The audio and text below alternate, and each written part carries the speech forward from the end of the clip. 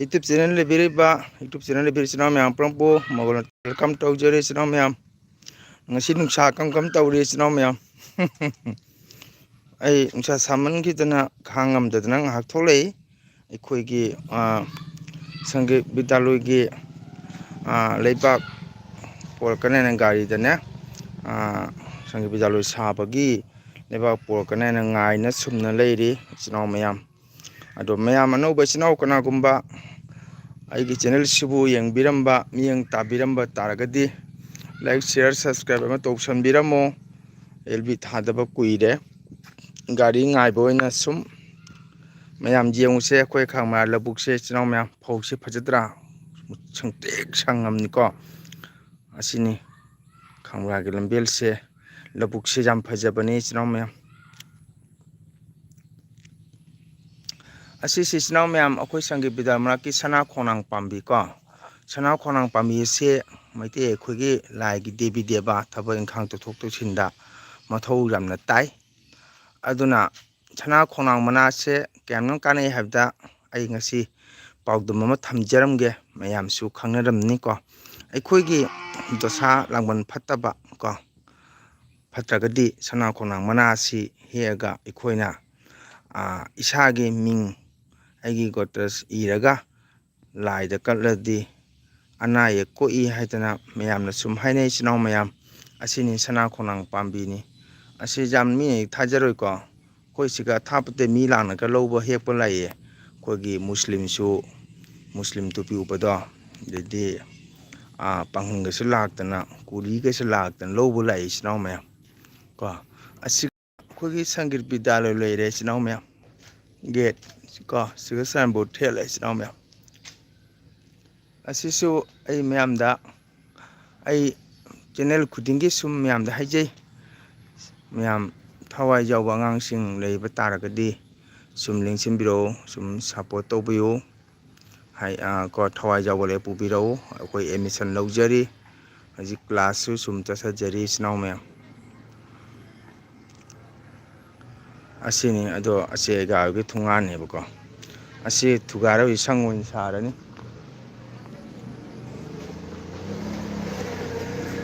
si thugaraga hoji sangon sarani channel mayam Hare Krishna tada Jai Krishna phone torpa jagadra ojang tada ngak ngai bikho ai LB thari chitra sulai like to thank you thagachari tada kari hinjang chai tada kari hinjang chai chitra kari hinjang chai ko siga moi onji sigi siga saga dore ada udi uro ma ai dum kan tawge to ada leba haithari se tipper to ada urba channel mayam se asiga koi khangma labuk siga mo onji si saraga dore ada iroi chai se manata ko iroi se ure ong channel mayam hojikan iroi ga da unadrabani ko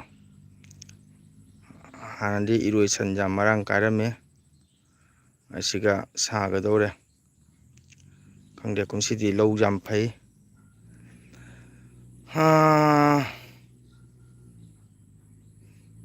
keba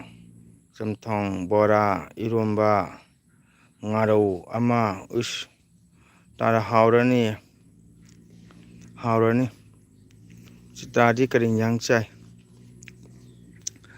asina kak maragi rail gate ni channel mayam kogi Arunachal Pradesh tagi lakpa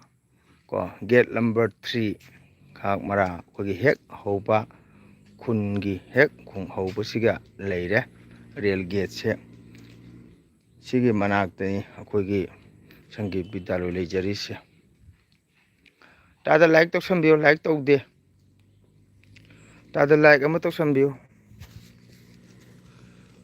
ai chak chakhoma cha sum thole moi gari lakana do ngaiba laktri gari di se khangmara changphamni asigi electric karena hedina chatpagi ꯔꯦꯜꯒꯤ ꯀꯩꯅꯣꯁꯦ 2500 ꯚꯣꯜꯇꯦꯖꯅꯤ ꯀꯜꯂꯤꯕ ꯃꯣꯏ ꯄꯋꯥꯔꯁꯦ ꯑꯁꯤꯒꯤ ꯀꯥꯔꯦꯟꯒꯤ ꯃꯣꯏꯒꯤ ꯁꯤꯅ ꯈꯥꯛ ꯃꯔꯥ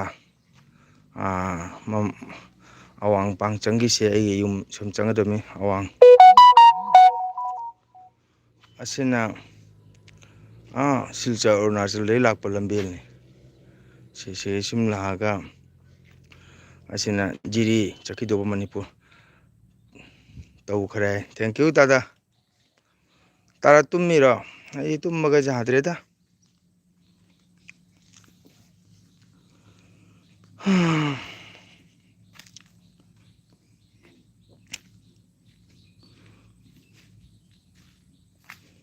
ꯀꯔꯤ ꯏꯟꯖꯥꯡ ꯆꯥꯒꯦ ꯍꯥꯏꯕ ꯈꯨꯝꯃꯛꯇ꯭ꯔꯦ ꯍꯣꯏꯗ ꯃꯌꯥꯝ ꯄꯣꯊꯥꯕ ꯃꯇꯝꯅꯤ ꯑꯩꯅ ꯁꯨꯝ ꯃꯇꯝ ꯂꯦꯟꯐꯝ ꯂꯩꯇꯗꯅ ꯁꯨꯝ ꯁꯣꯔꯣꯛꯇ ꯒꯥꯔꯤ ꯉꯥꯏꯕ ꯑꯣꯏꯅ ꯁꯨꯝ ꯂꯩꯖꯕꯅꯤ ꯏꯆꯤꯟ ꯏꯅꯥꯎ ꯃꯌꯥꯝ ꯑꯁꯤꯁꯦ ꯑꯩꯈꯣꯏꯒꯤ ꯀꯥꯛ ꯃꯔꯛ ꯀ꯭ꯂꯥꯕ ꯂꯩꯔꯝꯃꯤꯀꯣ ꯀ꯭ꯂꯥꯕꯇꯣ ꯆꯍꯤ 5 ꯐꯥꯔꯛꯇꯨꯅ ꯑꯩ ꯁꯤꯟꯅꯈ꯭ꯔꯦ ꯍꯦꯟꯋꯥꯔꯠ ꯇꯧꯈ꯭ꯔꯦ ꯑꯗꯣ ꯇꯨꯝꯗꯦꯗ ꯑꯁꯨꯝ ꯁꯥꯡꯗꯣꯛꯄꯅꯦ ꯁꯤ ꯑꯩꯒ ꯑꯩꯈꯣꯏ ꯂꯝꯕꯦꯜꯅꯤ ꯑꯁꯤ ꯂꯩꯕꯥꯛꯁꯦ ꯊꯣꯟꯕ ꯍꯧꯔꯦꯁꯦ ꯏꯆꯤꯟ ꯏꯅꯥꯎ ꯃꯌꯥꯝ ꯁꯤ ꯂꯩꯕꯥꯛ ꯊꯣꯟꯕ ꯍꯧꯔꯦꯁꯦ ꯑꯗꯨꯅ ꯏꯆꯤꯟ ꯏꯅꯥꯎ ꯃꯌꯥꯝ ꯑꯩꯈꯣꯏ ꯁꯪꯒꯤꯠ ꯕꯤദ്꯭ꯌꯥꯂꯣꯏꯁꯦ ꯍꯧꯖꯤꯛꯀꯤ ꯑꯩꯅ ꯎꯠꯈꯤꯕ ꯌꯨꯝꯗꯩꯅ ꯃꯅꯨꯡ ꯌꯧꯕ ꯁꯤ ꯃꯁꯥꯡꯁꯤꯅꯤꯀꯣ ꯑꯩꯒꯤ ꯍꯧꯖꯤꯛ ꯁꯪꯒꯤꯠ ꯕꯤꯗ꯭ꯌꯥꯂꯣꯏ ꯁꯥꯗꯣꯏꯁꯦ ꯁꯤꯒꯤ ꯃꯁꯥꯡ ꯆꯧꯕꯧꯁꯤꯡꯁꯦ ꯁꯤꯒꯤ ꯑꯩꯒꯥ ꯍꯣꯏ ꯁꯜꯂꯥ ꯃꯆꯥ ꯑꯃ ꯂꯩ ꯁꯤꯅꯤ ꯏꯆꯤꯟ ꯏꯅꯥꯎ ꯃꯌꯥꯝ ꯑꯁꯤꯒꯅꯤ ꯁꯥꯒꯗꯧꯔꯤꯁꯦ ꯍꯧꯖꯤꯛꯀꯤ ꯑꯣꯏꯅ ꯈꯔꯅꯤꯒꯤ ꯇꯦꯝꯄꯣꯔꯔꯤ ꯑꯣꯏꯅ ꯍꯥꯏꯗꯤ ꯃꯥꯟꯗꯣꯞꯁꯤꯁꯨ ꯈꯤꯇꯪ ꯆꯤꯜꯂꯞ ꯇꯧꯕ ꯍꯥꯏꯇꯥꯔꯦ ꯁꯥꯇ꯭ꯔꯅ ꯁꯤꯕꯣꯛ ꯌꯥꯝꯈꯠꯂꯛꯄ ꯃꯔꯝꯅ ꯑꯗꯨ ꯁꯤꯒ ꯃꯆꯥ ꯑꯃ ꯁꯥꯟꯅꯕ ꯍꯥꯏꯅ ꯍꯣꯠꯅꯔꯤ ꯏꯆꯤꯟ ꯏꯅꯥꯎ ꯃꯌꯥꯝ ꯁꯤ ꯉꯔꯥꯡ ꯂꯩꯕꯥꯛ ꯍꯩꯔꯤꯃꯤ ꯁꯤ ꯃꯁꯥꯡꯁꯦ ꯍꯩꯒꯗꯣꯏꯅꯤ ꯑꯆꯧꯕ ꯄꯨꯔꯥ ꯎ ꯄꯥꯝꯕꯤ ꯃꯈꯣꯡꯃꯧꯁꯦ ꯑꯁꯤ ꯃꯁꯥꯡ ꯑꯁꯤ ꯁꯤꯒꯩ ꯑꯃ ꯁꯥꯔꯛꯀꯗꯧꯅꯤ ꯁꯤ ꯊꯨꯒꯥꯏꯔꯒ ꯁꯤꯒꯤꯅ ꯁꯤ ꯌꯧꯕꯁꯦ ꯀ꯭ꯋꯥ ꯄꯥꯝꯕꯤ ꯃꯅꯥ ꯑꯁꯪꯕ ꯍꯧꯔꯤꯁꯤꯐꯥꯎ ꯁꯥꯒꯅꯤ ꯁꯤꯅꯤ ꯏꯆꯤꯟ ꯏꯅꯥꯎ ꯃꯌꯥꯝ ꯑꯗꯣ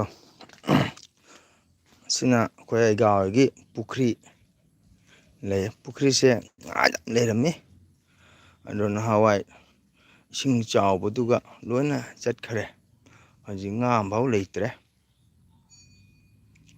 ꯁꯤ ꯆꯥꯎꯔ ꯄꯨꯈ꯭ꯔꯤꯅꯤ ꯊꯥꯏꯅꯒꯤ ꯄꯨꯈ꯭ꯔꯤꯅꯤ ꯑꯗꯨꯒꯗꯤ ꯏꯆꯤꯟ ꯏꯅꯥꯎ ꯃꯌꯥꯝ ꯌꯨꯕꯤ ꯄꯥꯝꯕꯤ ꯑꯃ ꯌꯦꯡꯍꯟꯒꯦ ꯌꯨꯕꯤ ꯄꯥꯝꯕꯤꯁꯤꯃꯨꯛ ꯄꯨꯟꯁꯤꯕꯁꯦ ꯑꯉꯛꯄꯅꯤ ꯆꯍꯤ 200 ꯍꯦꯜꯂꯕ ꯌꯨꯕꯤ ꯄꯥꯝꯕꯤꯅꯤ ꯏꯆꯤꯟ ꯏꯅꯥꯎ ꯃꯌꯥꯝ ꯊꯥꯖꯒꯗ꯭ꯔꯥ ꯌꯦꯡꯉꯨꯁꯦ ꯃꯥꯏ ꯃꯎꯟꯁꯦ ꯈꯣꯠꯄꯗ ꯃꯩꯇꯥꯟ ꯑꯃꯨꯕ ꯑꯗꯨꯃꯥꯏꯅ ꯇꯧꯔꯦ ꯁꯤ ꯌꯨꯕꯤ ꯄꯥꯝꯕꯤꯁꯦ ꯌꯦꯡꯉꯨꯁꯦ ꯏꯆꯤꯟ ꯏꯅꯥꯎ ꯃꯌꯥꯝ ꯆꯍꯤ 200 ꯍꯦꯜꯂꯦ ꯍꯥꯏꯔꯤ ꯑꯩꯒꯥꯅ ꯃꯈꯣꯡ ꯑꯁꯦ ꯀꯥꯊꯦꯛꯑꯦ ꯑꯩꯈꯣꯏ ꯃꯩꯇꯥꯟ ꯑꯗꯨꯃꯥꯏꯅꯁꯦ ꯎꯔꯕꯁꯦ ꯏꯆꯤꯟ ꯏꯅꯥꯎ ꯃꯌꯥꯝ ꯀꯥꯔꯦꯁꯦ ꯐꯛꯄ ꯌꯥꯔꯦ ꯁꯨꯃꯥꯏꯅ ꯁꯤ ꯃꯨꯁꯤ ꯃꯨꯁꯤ ꯃꯨꯅꯅꯦ ꯃꯩꯇꯥꯟ ꯑꯗꯨꯃꯥꯏꯅ ꯇꯧꯔꯁꯦ ꯁꯤꯁꯦ ꯋꯥꯡꯈ꯭ꯔꯖꯥꯠꯅꯤ ꯃꯇꯣꯟꯗꯤ ꯄꯥꯜꯂꯤ ꯑꯁꯤꯅꯤ ꯑꯩꯈꯣꯏ ꯂꯥꯏꯁꯪꯁꯦ ꯍꯧꯖꯤꯛ ꯄ꯭ꯂꯁꯇꯔ ꯇꯧꯔꯦ ꯇꯥꯏꯜꯁ ꯅꯞꯀꯗꯕꯇ ꯉꯥꯏꯔꯦ ꯑꯁꯦ ꯑꯩꯈꯣꯏꯒꯤ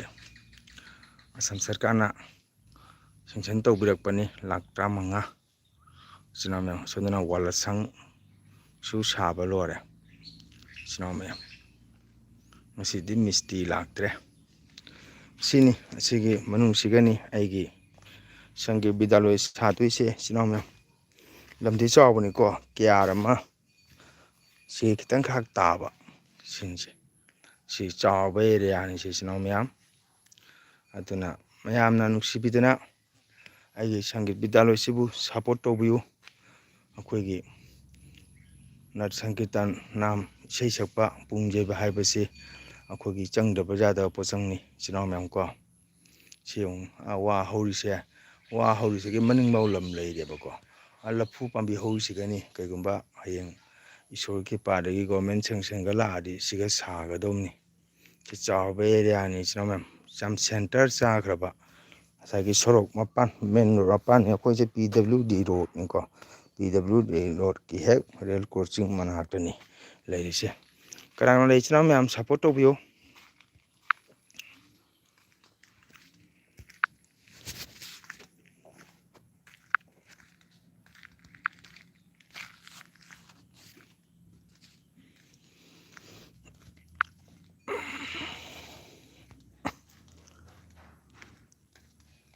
ꯅꯨꯡꯁꯥ ꯌꯥꯝ ꯁꯥꯏ ꯅꯨꯡꯁꯥ ꯍꯥꯏꯕꯨ ꯅꯪꯒꯟꯗ ꯑꯗꯨꯝ ꯊꯦꯡꯕꯒ ꯕꯪ ꯁꯥꯕꯖꯥꯠꯅꯤ ꯏꯆꯤꯟ ꯏꯅꯥꯎ ꯀꯩꯗꯧꯅꯤ ꯅꯨꯡꯁꯤꯠ ꯈꯔ ꯈꯔ ꯂꯥꯛꯑꯦꯅ ꯁꯨꯝ ꯐꯝꯅ ꯂꯩꯔꯤꯃꯤ ꯁꯤꯇꯥꯔꯗꯤ ꯀꯔꯤ ꯏꯟꯖꯥꯡ ꯆꯥ ꯀꯥꯏꯅ ꯈꯨꯝꯕꯤꯔꯝꯗ꯭ꯔꯦ ꯄꯣꯊꯥꯈ꯭ꯔꯕ ꯀꯔꯤꯅꯣ ꯃꯌꯥꯝ ꯄꯣꯊꯥꯕ ꯃꯇꯝꯅꯤꯀꯣ ꯀꯩꯗꯧꯅꯤ ꯏꯆꯤꯟ ꯏꯅꯥꯎ ꯃꯇꯝ ꯂꯦꯟꯐꯝ ꯂꯩꯇ꯭ꯔꯕꯗꯤ ꯎꯄꯥꯏ ꯂꯩꯇꯦ ꯁꯤ ꯆꯥꯎꯔꯕ ꯂꯝ ꯂꯧꯕꯨꯛꯅꯤ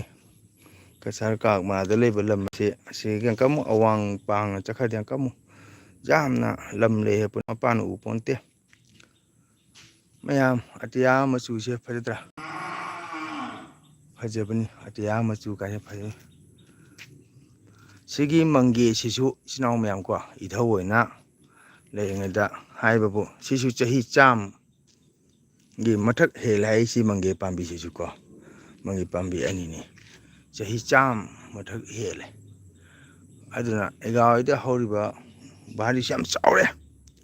ꯑꯦꯒꯥ ꯍꯣꯏꯗ ꯂꯩꯔꯤꯕ ꯄꯣꯠꯁꯦ ꯏꯆꯤꯟ ꯏꯅꯥꯎ ꯃꯌꯥꯝ ꯐꯪꯗꯕ ꯄꯣꯠ ꯂꯣꯏ ꯐꯪꯉꯦ ꯍꯩꯒ꯭ꯔꯨ ꯍꯩꯒ꯭ꯔꯤ ꯍꯩꯅꯤꯡ ꯍꯩꯀꯥ ꯑꯒꯣꯔ ꯎꯆꯥꯟ ꯑꯗꯒꯤꯗꯤ ꯑꯩꯈꯣꯏꯒꯤ ꯄꯔꯤꯖꯥꯠ ꯃꯈꯜ ꯌꯥꯝꯈ꯭ꯔꯦ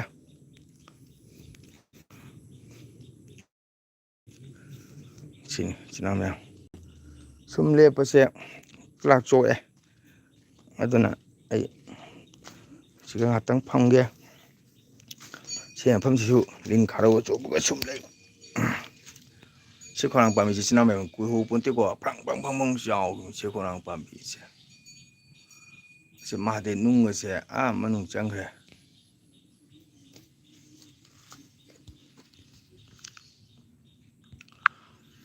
ꯃꯌꯥꯝ ꯇꯨꯝꯅꯔꯕ꯭ꯔꯣ ꯂꯥꯏꯔꯤꯛ ꯃꯆꯥ ꯑꯃꯃꯝ ꯁꯨꯝ ꯇꯧꯁꯟꯕꯤꯔꯝꯃꯨ ꯑꯦꯜ ꯕꯤ ꯊꯥꯗꯕ ꯀꯨꯏꯔꯦ ꯅꯦꯠꯀ ꯅꯨꯡꯉꯥꯏꯇꯕꯅꯤꯅ ꯅꯦꯠꯁꯨ ꯅꯨꯡꯉꯥꯏꯇꯕ ꯍꯥꯏꯇꯥꯔꯦꯀꯣ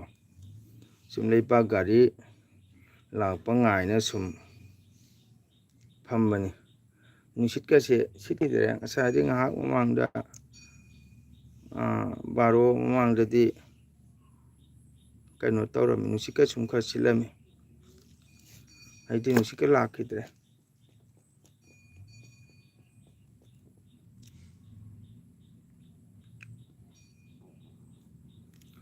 ꯏꯆꯤꯟ ꯏꯅꯥꯎ ꯃꯌꯥꯝ ꯀꯅꯥ ꯀꯅꯥ ꯂꯩꯒꯦ ꯉꯥꯏꯍꯥꯛ ꯁꯞꯄꯣꯔꯠ ꯇꯧꯕꯤꯌꯣ ꯑꯦꯜ ꯕꯤ ꯊꯥꯗꯕ ꯀꯨꯏꯔꯕꯅꯤꯅ ꯃꯤ ꯆꯪꯉꯛꯄꯁꯨ ꯋꯥꯠꯂꯦ ꯁꯨꯝ ꯒꯥꯔꯤ ꯉꯥꯏꯕ ꯑꯣꯏꯅ ꯃꯇꯝ ꯂꯦꯟꯕ ꯍꯥꯏꯇꯥꯔꯦ ꯑꯩꯅ ꯇꯧꯔꯤꯁꯦ ꯇꯥꯏꯝ ꯄꯥꯁ ꯍꯥꯏꯇꯥꯔꯦ ꯃꯌꯥꯝ ꯅꯨꯡꯁꯥꯁꯤꯗꯤ ꯀꯔꯤ ꯍꯥꯏꯅꯣ ꯐꯦꯟꯅꯒ ꯆꯪꯖꯥꯄꯣꯟꯇꯦ ꯐꯦꯟꯁꯦ ꯏꯁꯄꯤꯠ 4-5 ꯌꯧꯔꯕ ꯋꯥꯎ ꯕ꯭ꯂꯨ ꯂꯥꯛꯑꯦ ꯑꯣꯖꯥ ꯉꯁꯤꯗꯤ ꯌꯥꯝ ꯉꯜꯂꯝꯃꯤꯅ ꯍꯔꯦ ꯀ꯭ꯔꯤꯁꯅ ꯕ꯭ꯂꯨ ꯋꯦꯜꯀꯝ ꯉꯁꯤꯁꯦ ꯑꯩ ꯏꯁꯩ ꯆꯠꯇꯦ ꯑꯩꯒꯤ ꯁꯪꯒꯤꯠ ꯕꯤꯗ꯭ꯌꯥꯂꯣꯏ ꯁꯥꯕꯒꯤ ꯂꯩꯕꯥꯛ ꯒꯥꯔꯤ ꯂꯥꯛꯀꯗꯕ ꯑꯗꯨ ꯉꯥꯏꯅ ꯂꯩꯕ ꯁꯣꯔꯣꯛꯇ ꯑꯗꯨ ꯐꯝꯅ ꯁꯨꯝ ꯑꯦꯜ ꯕꯤ ꯊꯥꯒꯦ ꯍꯥꯏꯅ ꯁꯨꯝ ꯊꯥꯔꯤꯅꯤ ꯒꯥꯔꯤ ꯉꯥꯏꯕ ꯑꯣꯏꯅ ꯑꯗꯣ ꯕ꯭ꯂꯨ ꯀꯔꯤ ꯍꯤꯟꯖꯥꯡ ꯆꯥꯏ ꯅꯥꯌꯦꯛ ꯇꯧꯗ꯭ꯔꯥ ꯀꯨꯏꯔꯦ ꯏꯆꯤꯟ ꯏꯅꯥꯎ ꯎꯅꯗꯕ ꯅꯨꯡꯗꯥꯡꯁꯦ ꯑꯦꯜ ꯕꯤ ꯊꯥꯒꯦ ꯇꯧꯔꯦ ꯅꯦꯠ ꯍꯦꯛ ꯌꯥꯗ ꯅꯣꯡ ꯑꯃ ꯆꯨꯕꯅ ꯍꯟꯗꯛꯁꯦ ꯉꯔꯥꯡꯁꯨ ꯅꯣꯡ ꯌꯥꯝ ꯆꯨꯏ ꯄꯨꯡ 12 ꯑꯗꯨꯝ ꯅꯣꯡ ꯆꯨꯕ ꯍꯧꯔꯦ ꯕ꯭ꯂꯨ ꯀꯔꯤ ꯃꯊꯦꯜ ꯍꯥꯎꯔꯤ ꯂꯥꯏꯛ ꯃꯆꯥ ꯑꯃ ꯇꯧꯁꯟꯕꯤꯔꯝꯃꯨ ꯀꯨꯏꯔꯦꯗ ꯑꯦꯜ ꯕꯤ ꯚꯤꯗꯤꯑꯣ ꯊꯥꯒꯠꯇꯕꯁꯨ ꯀꯨꯏꯔꯦ ꯀꯣ ꯚꯤꯗꯤꯑꯣꯗꯤ ꯁꯨꯝ ꯊꯝꯕ ꯅꯦꯠ ꯅꯨꯡꯉꯥꯏꯇꯕꯅ ꯚꯤꯗꯤꯑꯣꯁꯨ ꯂꯧꯗꯕ ꯍꯥꯏꯇꯥꯔꯦ ꯁꯣꯔꯣꯛꯇ ꯐꯝꯃꯤꯃꯤ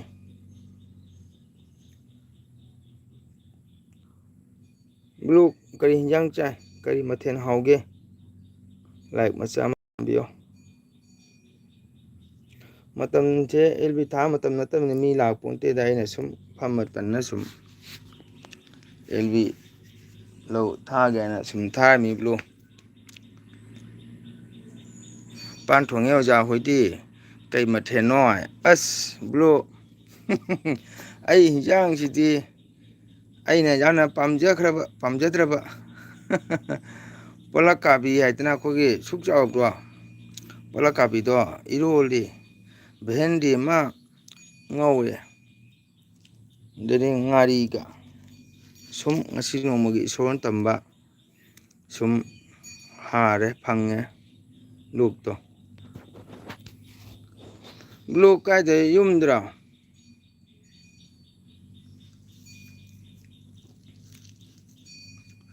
ꯅꯨꯡꯁꯥ ꯀꯃꯥꯏ ꯇꯧꯔꯤ ꯅꯨꯡꯁꯥ ꯁꯥꯕꯅ ꯑꯗꯨꯝ ꯍꯥꯏ ꯀꯥꯟꯅꯗ꯭ꯔꯦ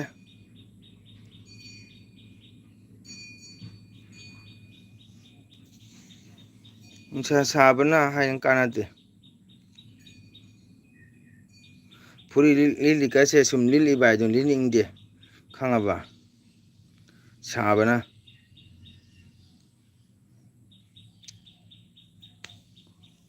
ꯑꯁꯤ ꯍꯣꯔꯦꯟ ꯁꯟꯗꯥꯒꯤ ꯑꯗꯨꯋꯥꯏꯗꯒ ꯅꯣꯡ ꯍꯩꯊꯔꯛꯄ ꯌꯥꯏ ꯎꯅꯥꯒꯁꯦ ꯑꯃꯠꯇ ꯂꯦꯡꯒꯤꯗ꯭ꯔꯦ ꯎꯅꯥ ꯋꯥꯅꯥꯒꯁꯦ ꯇꯨꯃꯤꯟꯅ ꯂꯩꯈ꯭ꯔꯦ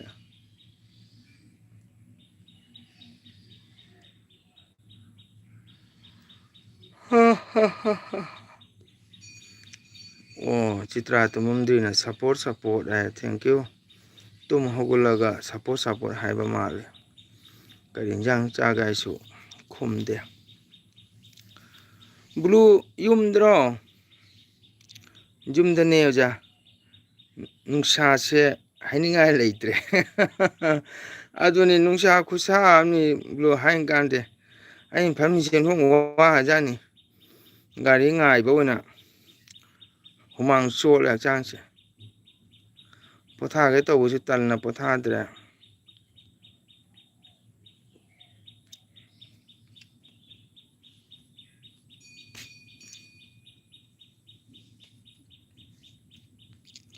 ꯅꯨꯃꯤꯗꯥꯡ ꯄꯨꯡ 8:30 10ꯗ ꯍꯦꯛ ꯊꯥꯔꯝꯕꯅꯤ ꯑꯗꯣ ꯅꯦꯠꯁꯤꯅ ꯅꯨꯡꯉꯥꯏꯃꯟꯗꯗꯅ ꯊꯥꯗ꯭ꯔꯦ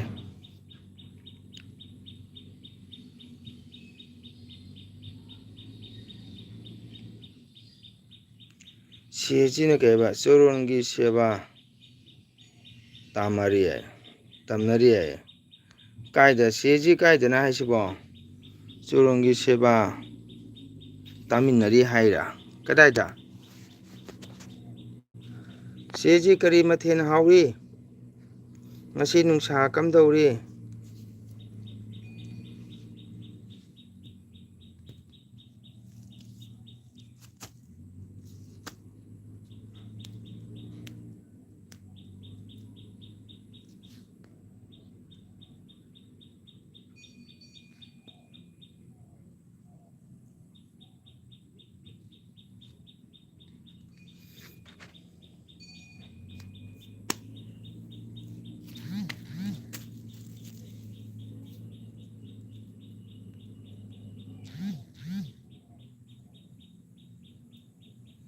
ꯍꯦꯄꯤ ꯕꯥꯔꯗꯦ ꯑꯣꯖꯥ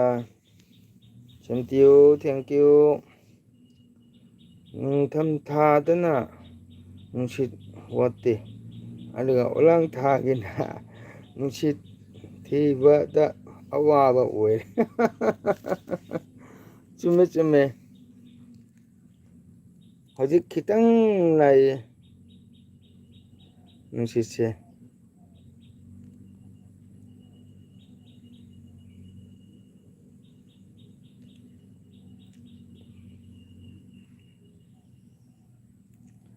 ꯑꯩꯁꯨ ꯐꯝꯃꯤ ꯑꯩꯈꯣꯏꯒꯤ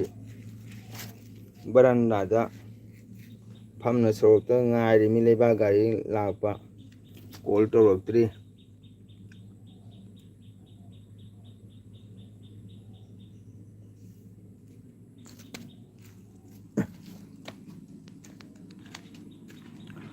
ꯕ꯭ꯂꯨ ꯌꯦꯡꯉꯨꯁꯦ ꯑꯩꯈꯣꯏ ꯈꯨꯟꯒꯤ ꯂꯧꯕꯨꯛꯁꯦ ꯐꯧ ꯂꯧ ꯂꯤꯡꯕꯒꯤ ꯃꯌꯥꯝꯁꯤ ꯌꯦꯡꯉꯨ ꯑꯁꯤ ꯂꯧ ꯃꯇꯅꯤꯀꯣ ꯁꯤ ꯌꯧꯔꯝꯃꯤꯁꯦ ꯃꯨꯁꯤꯟ ꯃꯨ ꯎꯔꯤꯁꯦ ꯁ꯭ꯋꯥꯏꯕ ꯂꯧ ꯃꯇꯟꯁꯦ ꯑꯁꯤꯒꯤ ꯂꯝꯕꯤꯁꯤꯃ ꯆꯠꯈ꯭ꯔꯒ ꯃꯅꯤꯡ ꯂꯧ ꯃꯇꯅꯤ ꯕ꯭ꯂꯨ ꯎꯔꯕꯁꯦ ꯁꯤꯒꯅ ꯔꯦꯜ ꯒꯦꯠ ꯂꯩꯔꯦꯁꯦ ꯑꯩꯈꯣꯏꯒꯤ ꯑꯩꯈꯣꯏꯁꯤ ꯒꯦꯠ ꯅꯝꯕꯔ 3ꯅꯤ ꯁꯤꯗꯒꯤꯅꯤ ꯆꯠꯈ꯭ꯔꯤꯁꯦ ꯖꯤꯔꯤ ꯃꯅꯤꯄꯨꯔ ꯆꯠꯄꯒꯤ ꯂꯝꯕꯦꯜꯁꯦ ꯁꯤ ꯂꯧ ꯃꯇꯅꯤ ꯁꯤ ꯑꯩꯒꯥ ꯍꯣꯏꯒꯤ ꯂꯧꯅꯤ ꯃꯨꯁꯤꯟ ꯃꯨꯅ ꯐꯖꯈ꯭ꯔꯦ ꯂꯧꯁꯦ ꯆꯍꯤꯒꯤ ꯁꯤ ꯃꯐꯝꯁꯦ ꯐꯧ ꯌꯥꯝ ꯊꯣꯛꯏ ꯕ꯭ꯂꯨ ꯆꯦꯁꯤꯁꯦ ꯀꯔꯤ ꯏꯟꯁꯥꯡ ꯆꯥꯒꯦ ꯍꯥꯏꯕꯨ ꯈꯨꯝꯗꯦ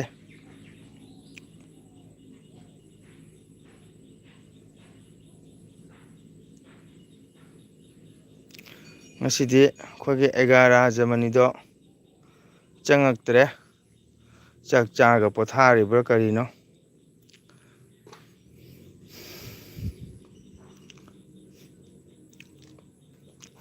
ꯑꯁꯤꯁꯨ ꯂꯩꯀꯥꯏ ꯑꯃ ꯆꯪꯕꯒꯤꯅꯤ ꯑꯁꯤ ꯃꯣꯏ ꯆꯤꯡꯉꯥꯈꯝ ꯍꯥꯏꯗꯅ ꯁꯥꯒꯩ ꯑꯃ ꯂꯩ ꯃꯣꯏ ꯌꯨꯝ 4-5 ꯃꯣꯏꯒꯤ ꯌꯨꯝꯐꯝ ꯃꯣꯏꯒꯤ ꯆꯪꯐꯝ ꯂꯝꯕꯦꯜꯅꯤ ꯑꯣꯖꯥꯒꯤ ꯕꯥꯔꯗꯦ ꯑꯣꯏꯔꯕꯣꯏ ꯉꯁꯤꯁꯦ ꯍꯦꯄꯤ ꯕꯥꯔꯗꯦ ꯑꯣꯖꯥ ꯃꯐꯝꯁꯤꯁꯨ ꯌꯥꯝ ꯐꯖꯩꯖꯥ ꯁꯦꯝ ꯇꯨ ꯊꯦꯡꯀ꯭ꯌꯨ ꯕ꯭ꯂꯨ ꯌꯥꯝ ꯐꯖꯕꯅꯤ ꯕ꯭ꯂꯨꯁꯦ ꯂꯧ ꯃꯇꯅꯤꯀꯣ ꯑꯁꯤ ꯑꯦꯒꯥꯎꯒꯤ ꯁꯟꯕꯤꯅꯤ ꯁꯪꯒꯣꯝ ꯂꯤꯇꯔ 6-7 ꯊꯣꯛꯏꯁꯤ ꯁꯟꯁꯦ ꯕ꯭ꯂꯨ ꯁꯤ ꯁꯟꯁꯦ ꯌꯥꯝ ꯐꯕ ꯃꯄꯨꯅ ꯀꯧꯔꯦꯗ ꯈꯨꯝꯃꯤꯁꯦ ꯁꯟꯁꯦ ꯑꯁꯤ ꯂꯧ ꯃꯇꯅꯤ ꯕ꯭ꯂꯨ ꯑꯁꯤ ꯍꯥꯏꯅ ꯀꯥꯟꯅꯄꯣꯟꯇꯦ ꯔꯦꯜ ꯁꯣꯛꯁꯤꯒꯤ ꯋꯥꯡꯗꯁꯨꯅꯦ ꯂꯧ ꯃꯇꯅꯤ ꯕ꯭ꯂꯨ ꯑꯁꯤ ꯃꯣꯏ ꯁꯤꯁꯤ ꯕ꯭ꯂꯣꯛ ꯊꯥꯏ ꯑꯩꯈꯣꯏ ꯄ꯭ꯔꯙꯥꯟꯅ ꯆꯍꯤ 5 ꯃꯃꯥꯡꯗ ꯊꯥꯕꯤꯔꯝꯕꯅꯤ ꯑꯁꯤꯅ ꯑꯩꯈꯣꯏ ꯑꯦꯒꯥꯎꯒꯤ ꯃꯥꯟꯗꯣꯞꯅꯤ ꯕ꯭ꯂꯨ ꯑꯦꯒꯥꯒꯤ ꯃꯥꯟꯗꯣꯞꯁꯤꯒꯅꯤ ꯑꯣꯖꯥꯒꯤ ꯑꯉꯥꯡꯁꯤꯡ ꯑꯁꯤ ꯏꯁꯩ ꯅꯣꯡꯃꯥꯏ ꯄꯨꯡ ꯇꯝꯃꯤꯕꯁꯦ ꯑꯦꯒꯥꯒꯤ ꯚꯥꯔꯤ ꯌꯥꯝ ꯆꯥꯎꯔꯦ ꯁꯣꯝꯗꯁꯨ ꯚꯥꯔꯤꯅꯤꯁꯦ ꯑꯗꯣ ꯑꯩꯒꯤ ꯁꯪꯒꯤ ꯕꯤꯗ꯭ꯌꯥ ꯂꯝꯁꯤꯁꯨ ꯑꯦꯒꯥꯅ ꯀꯠꯄꯅꯤ ꯕ꯭ꯂꯨ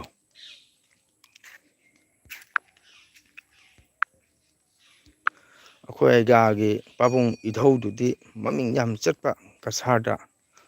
ꯀꯁꯥꯔ ꯖꯤꯔꯤꯗꯩꯅ ꯆꯤꯡꯉꯗꯅ ꯖꯔꯤꯕꯣꯟ ꯀꯁꯥꯔ ꯂꯩꯄꯥꯛꯇ ꯐꯨꯔꯥꯏꯔꯛꯐꯝ ꯆꯥꯟꯗꯦꯜ ꯍꯥꯏꯅ ꯐꯥꯎꯔꯝꯃꯤ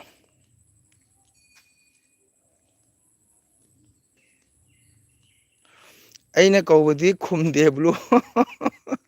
ꯃꯄꯨꯅ ꯀꯧꯔꯒꯗꯤ ꯈꯨꯝꯃꯤ ꯀꯣ ꯃꯄꯨꯅ ꯀꯧꯔꯒꯗꯤ ꯈꯨꯝꯃꯤ ꯁꯤꯒ ꯂꯩꯔꯦ ꯕ꯭ꯂꯨ ꯑꯩꯈꯣꯏ ꯆꯪꯐꯝꯁꯦ ꯑꯩꯈꯣꯏ ꯁꯪꯒꯤ ꯕꯤꯗ꯭ꯌꯥꯂꯣꯒꯤ ꯆꯪꯐꯝꯁꯦ ꯁꯤꯒ ꯂꯩꯔꯦ ꯕ꯭ꯂꯨ ꯀꯣ ꯁꯤ ꯑꯦꯒꯥꯒꯤ ꯒꯦꯠ ꯃꯊꯛꯇꯅꯦ ꯑꯩꯒꯤ ꯁꯥꯏꯟꯕꯣꯔꯗ ꯊꯦꯠꯂꯤꯁꯦ ꯕ꯭ꯂꯨ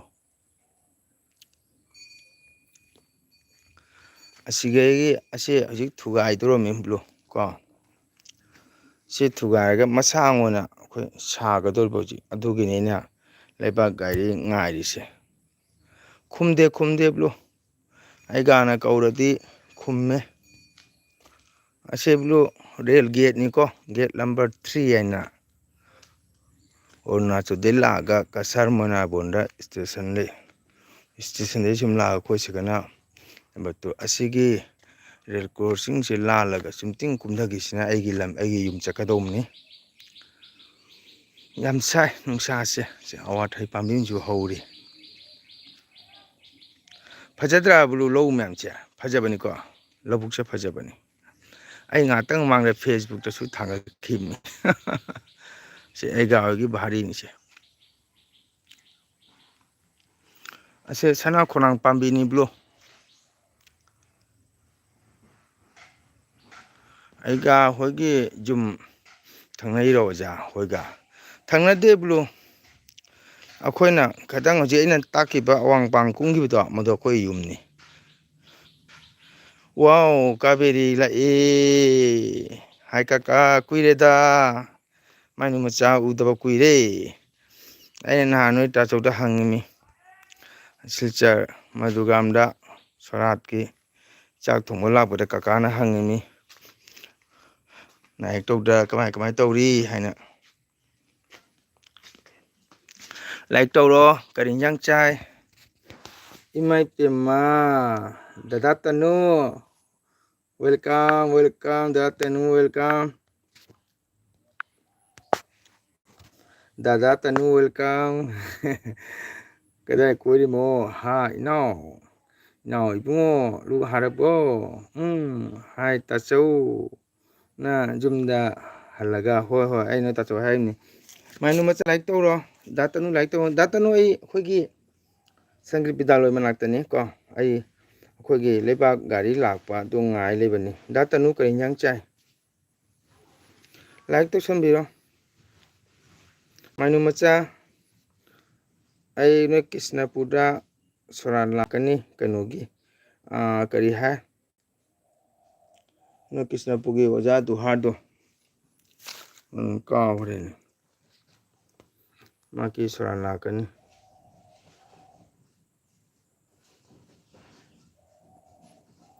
ꯗꯥ ꯇꯅꯨ ꯀꯩ ꯏꯟꯖꯥꯡ ꯆꯥꯏ ꯂꯥꯏꯛ ꯇꯧꯁꯜꯂꯣ ꯃꯥꯏꯅꯨ ꯃꯆꯥ ꯂꯥꯏꯛ ꯇꯧꯁꯜꯂꯣ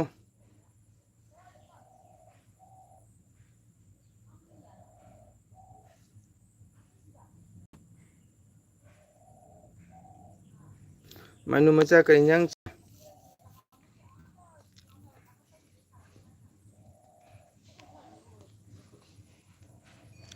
ꯂꯥꯏꯛ ꯇꯧꯁꯟꯕꯤꯔꯣ ꯗꯥ ꯇꯅꯨ ꯂꯥꯏꯛ ꯇꯧꯁꯟꯕꯤꯔꯣ ꯗꯥ ꯇꯅꯨ ꯀꯔꯤ ꯏꯟꯖꯥꯡ ꯆꯥꯏ ꯑꯣꯖꯥ ꯕꯤꯔꯦꯟ ꯍꯥꯏꯕꯅꯤ ꯑꯣꯖꯥ ꯕꯤꯔꯦꯟ ꯆꯨꯝꯃꯤ ꯆꯨꯝꯃꯤ ꯑꯣꯖꯥ ꯕꯤꯔꯦꯟꯒꯤ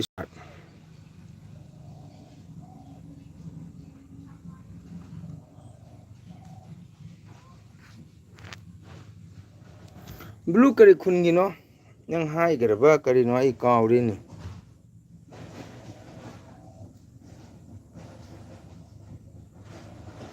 ꯀꯅꯥꯁꯤꯅ ꯌꯨ ꯑꯥꯔ ꯂꯣ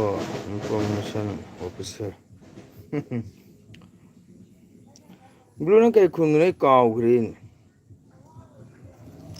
ꯗꯥ ꯇꯅꯨ ꯂꯥꯏꯛ ꯇꯧꯔꯝꯃꯣ ꯂꯥꯏꯛ ꯇꯧꯗꯦ ꯁ꯭ꯀꯨꯜꯒꯤ ꯒꯥꯔꯤ ꯂꯥꯛꯑꯦ ꯑꯉꯥꯡꯁꯤꯡꯒꯤ ꯑꯉꯥꯡꯁꯤꯡꯒꯤ ꯀꯀꯥ ꯅꯨꯡꯉꯥꯏꯔꯤꯕꯣ ꯅꯨꯡꯉꯥꯏꯔꯤꯅꯦ ꯃꯥꯏꯅꯨꯆꯥ ꯅꯨꯡꯉꯥꯏꯔꯤ ꯂꯥꯏꯛ ꯇꯧꯔꯝꯃꯣ ꯁ꯭ꯀꯨꯜꯒꯤ ꯒꯥꯔꯤ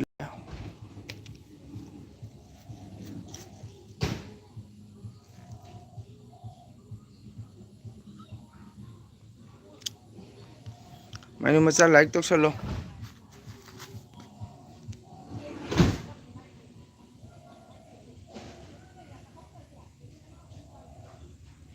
ꯑꯉꯥꯡꯁꯤꯡ ꯁ꯭ꯀꯨल ꯒꯥꯔꯤ ꯍꯟꯅꯔꯛꯂꯦ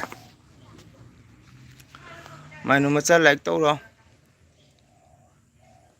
ꯂꯥꯏꯛ ꯇꯧꯁꯜꯂꯝꯃꯣ ꯗꯥ ꯇꯅꯨ ꯂꯥꯏꯛ ꯇꯧꯔꯝꯗꯦ ꯇꯨꯃꯤꯟ ꯊꯣꯛꯈ꯭ꯔ ꯃꯥꯜꯂꯦ ꯇꯧꯈ꯭ꯔꯕꯅꯦ ꯑꯣ ꯅꯪ ꯀꯣꯂꯦꯖ ꯀꯥꯔꯤꯕꯣ ꯃꯃꯥꯗꯤ ꯅꯥꯏꯛ ꯇꯧꯗ꯭ꯔꯣ ꯍꯥꯏꯗ꯭ꯔꯤ ꯑꯣꯖꯥ ꯑꯩ ꯀ꯭ꯔꯤꯁꯅꯄꯨꯔꯒꯤꯅꯦ ꯑꯣꯖꯥ ꯍꯌꯦꯡ ꯏꯔꯥꯏ ꯅꯨꯃꯤꯠ ꯁꯣꯔꯥꯠ ꯂꯥꯛꯄꯤꯒꯗ꯭ꯔꯣ ꯑꯩ ꯂꯥꯛꯀꯅꯤ ꯁꯣꯔꯥꯠꯇꯣ ꯅꯨꯃꯤꯠꯇꯩ ꯁꯣꯔꯥꯠ ꯂꯥꯛꯀꯅꯤ ꯑꯗꯨꯒ ꯎꯅꯁꯦ ꯁꯣꯔꯥꯠꯄꯨꯗꯤ ꯑꯩꯅ ꯁꯛꯀꯗꯧ ꯅꯠꯇꯦ ꯑꯇꯣꯞꯄꯅ ꯁꯛꯀꯅꯤ ꯑꯩꯗꯤ ꯄꯂꯥꯅꯤ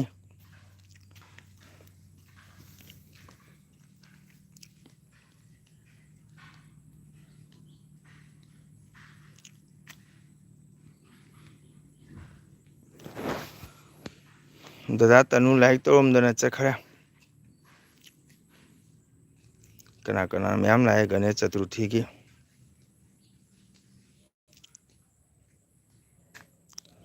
ꯃꯥꯏꯅꯨ ꯃꯆꯥ ꯅꯪ ꯀꯣꯂꯦꯖ ꯆꯠꯂꯤꯕꯣ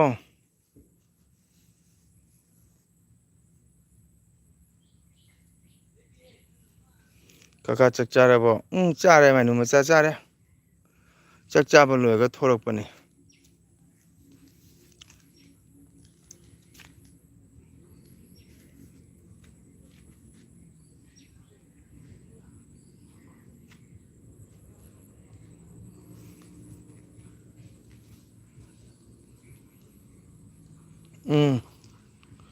ꯆꯠꯂꯤꯌꯦ ꯐꯖꯅ ꯇꯝꯃꯨ ꯐꯖꯅ ꯇꯝꯃꯨ ꯑꯉꯥꯡꯁꯤꯡ ꯍꯟꯅꯔꯛꯑꯦ ꯄꯨꯡ 3 ꯇꯥꯗ꯭ꯔꯣꯃꯤꯅ ꯁ꯭ꯀꯨꯜꯒꯤ ꯒꯥꯔꯤ ꯍꯟꯅꯔꯛꯑꯦ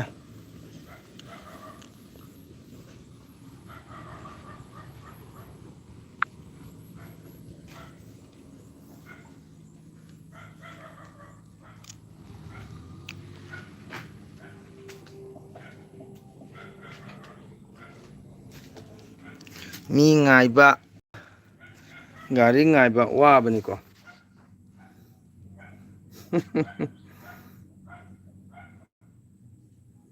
ꯍꯔꯦ ꯀ꯭ꯔꯤꯁꯅ ꯑꯩꯈꯣꯏ ꯑꯣꯖꯥ ꯍꯔꯦ ꯀ꯭ꯔꯤꯁꯅ ꯀꯨꯏꯔꯦꯗ ꯑꯩꯈꯣꯏ ꯑꯣꯖꯥ ꯎꯗꯕ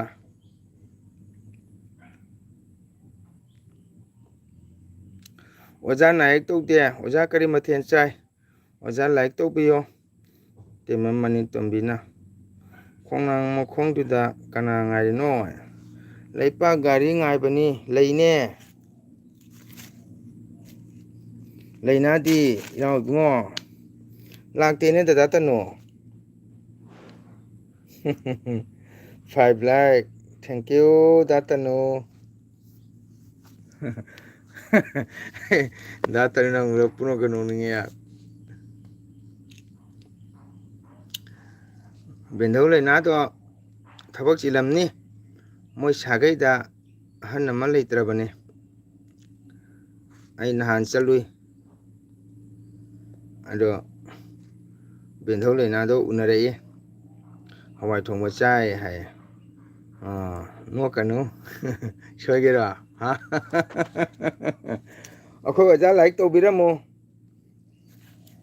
ꯑꯣꯖꯥ ꯀꯨꯏꯔꯦꯗ ꯎꯅꯗꯕ ꯗꯗꯥ ꯇꯅꯨꯁꯨ ꯂꯥꯛꯏꯌꯦ ꯑꯩ ꯈꯣꯡꯗ꯭ꯔꯨꯝ ꯑꯃ ꯂꯧꯔꯒ ꯑꯩꯁꯨ ꯕꯣꯗꯤ ꯁꯦꯝꯒꯦꯅ ꯇꯧꯕ ꯕꯖꯥꯔꯗ ꯈꯣꯡꯗ꯭ꯔꯨꯝ ꯇꯥꯡꯃꯟꯅ ꯂꯧ ꯉꯝꯗꯅ ꯂꯩꯔꯦ ꯍꯛꯆꯥꯡ ꯃꯥꯔꯁꯟ ꯁꯦꯝꯒꯦꯅ ꯇꯧꯕ ꯈꯣꯡꯗ꯭ꯔꯨꯝ ꯑꯃ ꯂꯧꯔꯒ ꯁꯦ ꯂꯩꯔꯝꯃꯦ ꯏꯅꯥꯎ ꯑꯇꯣꯝꯕ ꯕꯁꯟꯇꯁꯦ ꯑꯣꯖꯥ ꯂꯥꯏꯔꯤꯛ ꯇꯧꯕꯤꯌꯨ ꯗꯗꯥ ꯇꯅꯨꯅ ꯀꯩꯅꯣꯝꯃ ꯍꯥꯏꯈ꯭ꯔꯦ ꯂꯩꯔꯝꯃꯦꯁꯦ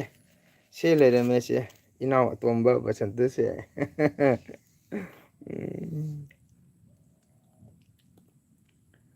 ꯗꯥ ꯇꯅꯨꯒꯤ ꯄꯨꯟꯁꯤꯃꯨ ꯅꯨꯡꯉꯥꯏꯕꯁꯦ ꯇꯥꯏꯕꯪꯁꯤꯒ ꯀꯅꯥꯁꯨ ꯂꯩꯔꯝꯃꯔꯣꯏꯀꯣ ꯑꯗꯨꯅꯤ ꯗꯥ ꯇꯅꯨ ꯅꯨꯡꯉꯥꯏꯊꯣꯛꯀꯗꯕꯅꯤ ꯇꯥꯏꯕꯪꯄꯥꯟꯗ ꯆꯤꯟꯇꯥ ꯇꯧꯔ ꯀꯥꯟꯅꯄꯣꯟꯇꯦꯀꯣ ꯑꯗꯨ ꯃꯇꯥꯡ ꯃꯇꯥꯡꯗ ꯆꯤꯟꯇꯥꯁꯨ ꯇꯧꯗ ꯌꯥꯗꯦ ꯆꯤꯟꯇꯥ ꯍꯥꯏꯕꯁꯤ ꯍꯛꯆꯥꯡ ꯁꯣꯛꯄꯅꯤ ꯑꯣꯖꯥ ꯑꯩꯗꯤ ꯗꯗꯥ ꯇꯅꯨ ꯂꯥꯛꯄ ꯎꯔ ꯄꯨꯡꯅꯣꯛꯀ ꯅꯣꯛꯅꯤꯡꯉꯤ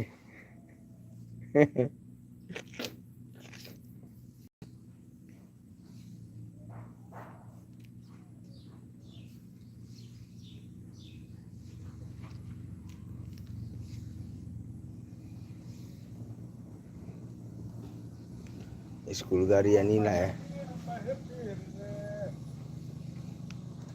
ꯗꯨ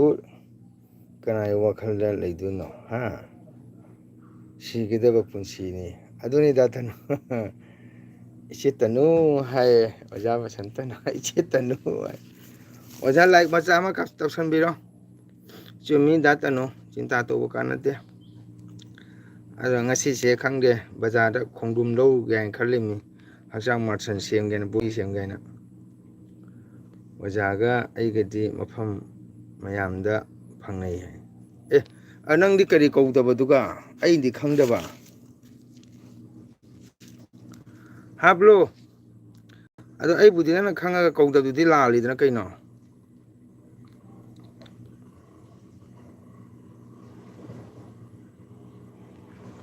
ꯑꯗꯨꯗꯤ ꯌꯥꯝ ꯂꯥꯜꯂꯦ ꯕ꯭ꯂꯨ ꯅꯪ ꯈꯪꯅ ꯈꯪꯅ ꯀꯧꯗꯕ ꯅꯪꯒꯤ ꯃꯔꯥꯜ ꯑꯆꯧꯕ ꯑꯃ ꯂꯩꯔꯦ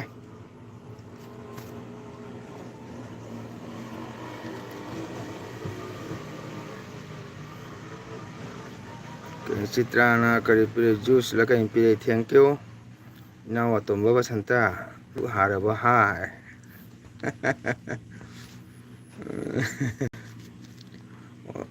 ꯑꯣꯖꯥ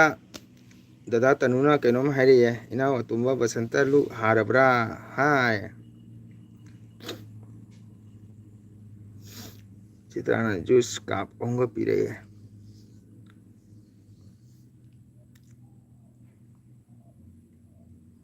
ꯀꯣꯃꯦꯟ skip ꯏꯅꯥꯎ ꯑꯇꯣꯝꯕ ꯕꯁꯟꯇ ꯂꯨꯛ ꯍꯥꯔꯕꯣ ꯍꯥ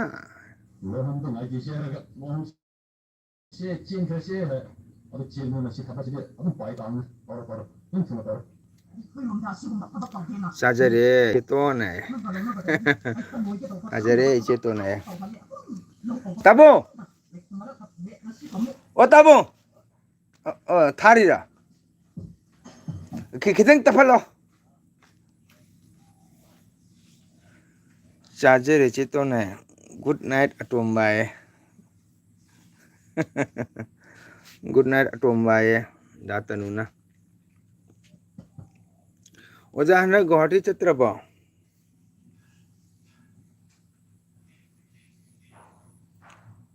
ꯒꯨꯗ ꯅꯥꯏꯠ ꯑꯇꯣꯝꯕ ꯍꯥꯏꯌꯦ ꯗꯥ ꯇꯅꯨ ꯎꯔꯒ ꯑꯩ ꯅꯣꯛꯅꯤꯡꯉꯦ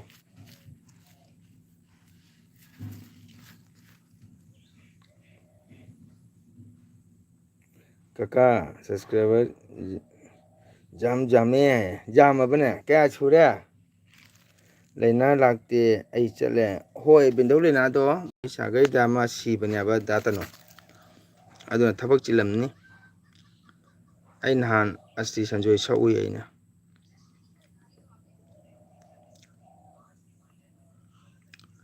ꯑꯩꯅ ꯑꯣꯖꯥꯗ ꯀꯧꯒꯗꯕꯗꯣ ꯈꯔ ꯏꯀꯥꯏ ꯊꯤꯒꯟꯕꯩ ꯋꯥꯔꯤꯅꯤ ꯑꯣꯖꯥ ꯂꯣꯏꯔꯦ ꯅꯠꯇꯦ ꯅꯪꯅ ꯀꯧꯕ ꯏꯀꯥꯏꯗꯣ ꯑꯩꯁꯦ ꯅꯨꯄꯤꯔ ꯍꯥꯏꯕ ꯍꯥ ꯑꯗꯣ ꯅꯪꯅ ꯀꯧꯗꯕꯗꯨꯗꯤ ꯌꯥꯝ ꯂꯥꯜꯂꯦꯕ ꯀꯣ ꯑꯗꯣ ꯑꯩꯈꯣꯏ ꯅꯨꯡꯁꯤꯅꯕ ꯏꯆꯤꯟ ꯏꯅꯥꯎ ꯑꯩꯅꯗꯤ ꯈꯪꯗꯕꯅꯤꯅ ꯅꯣꯏꯅꯗꯤ ꯑꯩ ꯈꯪꯉꯅꯤ ꯑꯩꯗꯤ ꯅꯪꯒꯤ ꯀꯩꯅꯣꯁꯤꯒ ꯄ꯭ꯔꯣꯐꯥꯏꯜꯁꯤꯒꯁꯨ ꯐꯖꯅ ꯂꯥꯛꯄ ꯉꯝꯗꯦ ꯎꯔꯗꯤ ꯀꯧꯕ ꯇꯥꯏꯅ ꯏꯀꯥꯏꯁꯤꯗꯤ ꯀꯃꯥꯏꯅ ꯇꯧꯗꯣꯔꯤ ꯏꯀꯥꯏꯔꯗꯤ ꯀꯃꯥꯏꯅ ꯊꯕꯛ ꯁꯨꯗꯣꯔꯤ ꯏꯀꯥꯏꯕ ꯌꯥꯗꯦ ꯑꯗꯨ ꯅꯪꯅ ꯀꯧꯗꯕꯗꯤ ꯌꯥꯝ ꯁꯥꯎꯅꯤꯡꯉꯦ ꯑꯩꯈꯣꯏ ꯗꯦꯠ 20ꯗ ꯒꯨꯍꯥꯇꯤꯗ ꯆꯠꯀꯅꯤ ꯏꯆꯦꯒꯤ ꯀꯣꯄꯔꯦꯁꯟ ꯌꯥꯎꯕ ꯀꯣꯄꯔꯦꯁꯟ ꯌꯥꯎꯕ ꯆꯠꯂꯣ ꯑꯣꯖꯥ ꯐ꯭ꯂꯥꯏꯠꯇ ꯆꯠꯂꯔꯅꯤ ꯍꯧꯖꯤꯛꯇꯤ ꯃꯈꯥꯗꯤ ꯌꯥꯗꯕꯅꯤꯅ ꯗꯦꯠ 20ꯗ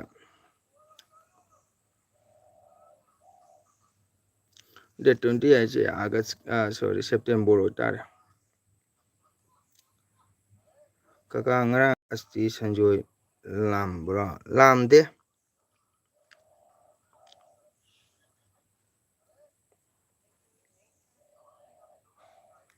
ꯁꯣꯔꯥꯠꯇ ꯀꯀꯥ ꯂꯥꯛꯀꯅꯤ ꯀꯀꯥ ꯁꯧꯋꯦ ꯀꯀꯥ ꯄꯂꯥ ꯌꯥꯎꯒꯗꯣꯏꯅꯤ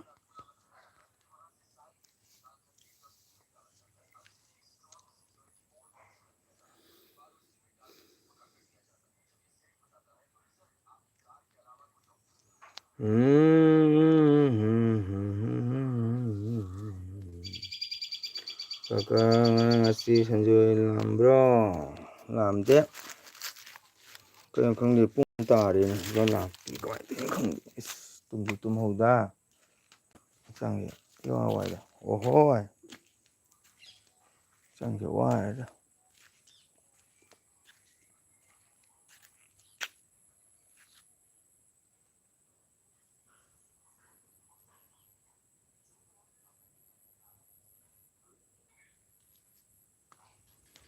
ꯂꯥꯛꯆꯔꯅꯤ ꯒꯥꯔꯤ ꯊꯣꯛꯄ ꯑꯩ ꯆꯪꯉꯒ ꯃꯥꯟꯗꯣꯞꯇꯪ ꯐꯦꯟ ꯃꯈꯥ ꯐꯝꯃꯨꯒꯦ ꯂꯩꯁꯥꯕꯤ ꯂꯩꯅꯥ ꯀꯩꯗꯧꯈ꯭ꯔꯦ ꯑꯣꯖꯥ ꯃꯣꯏ ꯁꯥꯏꯗ ꯃꯤ ꯑꯃ ꯁꯤꯕꯅꯦ ꯑꯗꯨꯅ ꯊꯕꯛ ꯏꯪꯈꯥꯡ ꯆꯠꯂꯝꯒꯅꯤ ꯂꯩꯁꯥꯕꯤ ꯍꯅꯨꯕꯤ ꯂꯩꯅꯥ ꯀꯩꯗꯧꯈ꯭ꯔꯦ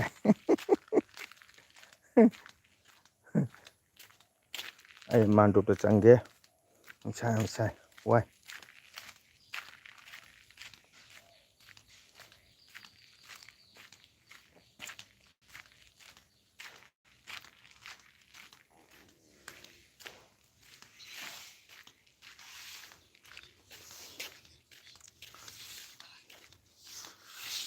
ꯀꯩ ꯏꯟꯖꯥꯡ ꯆꯥꯏ ꯏꯔꯣꯜꯂꯦ ꯍꯥꯏꯔꯣ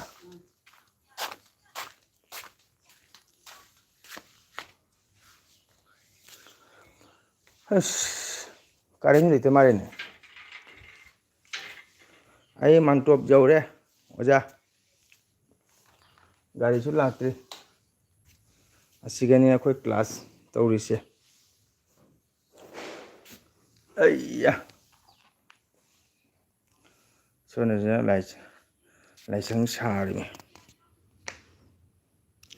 ꯂꯣꯏꯗꯤ ꯄ꯭ꯂꯁꯇꯥꯔ ꯇꯧꯕꯇ ꯉꯥꯏꯔꯦ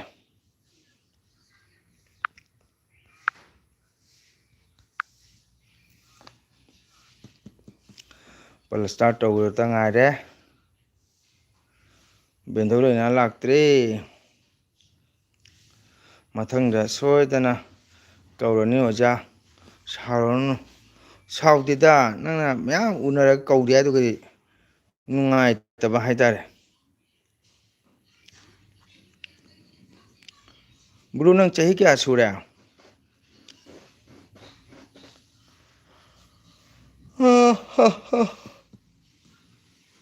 ꯏꯁ ꯀꯥꯔꯦꯟꯁꯨ ꯂꯩꯇꯦ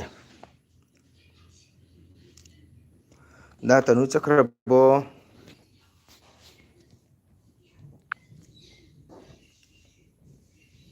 ꯅꯨꯡꯁꯥ ꯌꯥꯝ ꯁꯥꯏ ꯑꯣꯖꯥ ꯃꯅꯤꯄꯨꯔꯁꯨ ꯅꯨꯡꯁꯥ ꯌꯥꯝ ꯁꯥꯔꯝꯒꯅꯤ ꯑꯣꯖꯥ ꯀꯣ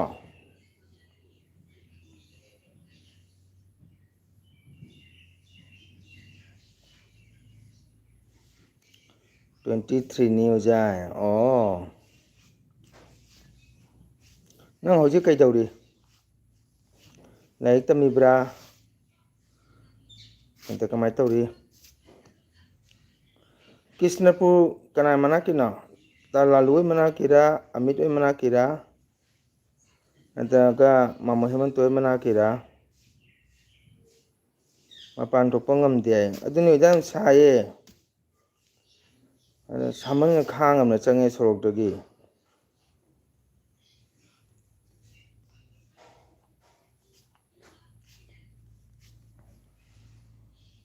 ꯑꯣ ꯍꯣ ꯍꯣ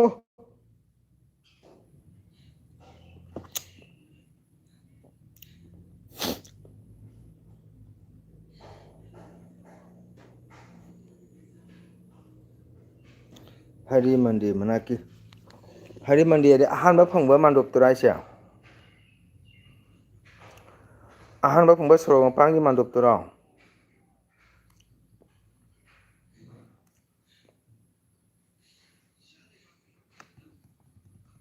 ꯍꯣꯏ ꯑꯣꯖꯥ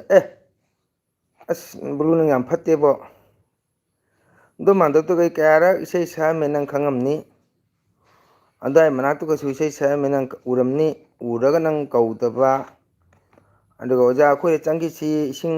ꯒ꯭ꯂꯥꯁ ꯑꯃ ꯊꯛꯈꯤꯁꯨ ꯍꯥꯏꯗꯕ ꯑꯣꯖꯥ ꯌꯥꯝ ꯁꯥꯎꯅꯤꯡꯉꯦ ꯕ꯭ꯂꯨ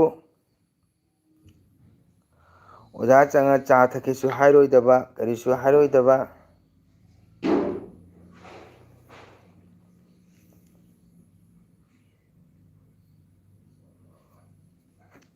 ꯑꯗꯨꯒꯤ ꯍꯔꯤ ꯃꯟꯗꯤꯗꯨꯒ ꯑꯩ ꯀꯌꯥꯔꯛ ꯏꯁꯩ ꯁꯛꯑꯝꯃꯦ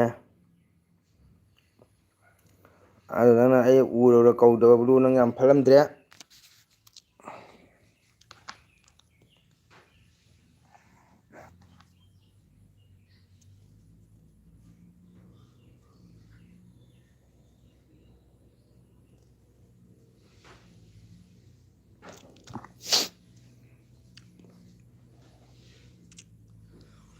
ꯏꯆꯤꯟ ꯏꯅꯥꯎꯗꯤ ꯀꯅꯥ ꯀꯅꯥ ꯂꯩꯔꯤꯒꯦ ꯃꯌꯥꯝ ꯉꯥꯛꯇꯪ ꯁꯞꯄꯣꯔꯠ ꯇꯧꯕꯤꯌꯣ ꯈꯔ ꯌꯥꯡꯅ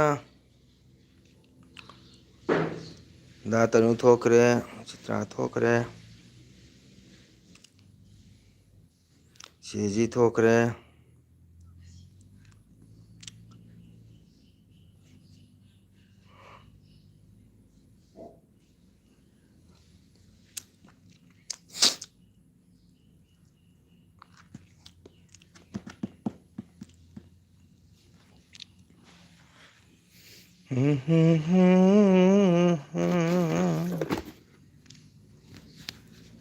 ꯃꯌꯥꯝ ꯂꯩꯌꯨꯀꯣ ꯑꯩ ꯁꯗꯥꯗꯪ ꯆꯥꯒꯦ ꯀꯥꯔꯦꯟꯁꯨ ꯂꯥꯛꯇꯦ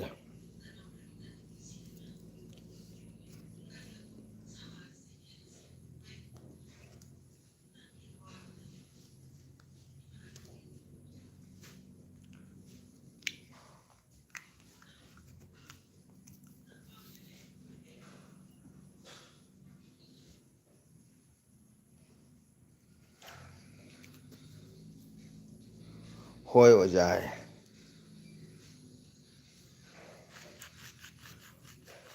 ꯃꯌꯥꯝ ꯏꯇꯤ ꯀꯅꯥ ꯂꯩꯔꯤꯒꯦ ꯏꯆꯤꯟ ꯏꯅꯥꯎ ꯃꯌꯥꯝ ꯃꯤꯠꯁꯦ ꯎꯏꯅꯤꯡꯉꯦ ꯋꯥꯈꯣꯡꯅ ꯋꯥ ꯀꯛꯏꯕ ꯀꯅꯥꯅꯣ ꯀꯅꯥꯅꯣ ꯍꯥꯏꯕ ꯍꯥ ꯑꯣ ꯁꯦꯅꯩꯕꯤꯔꯣ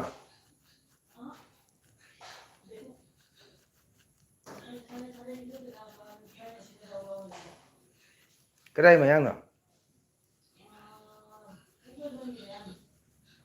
ꯀꯌꯥ ꯈꯛ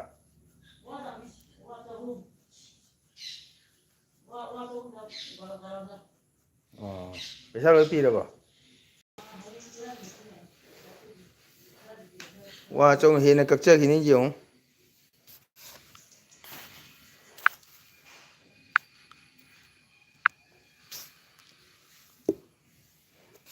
우소이 나오나 종이 와 나롱히니 세네비도 시카 가자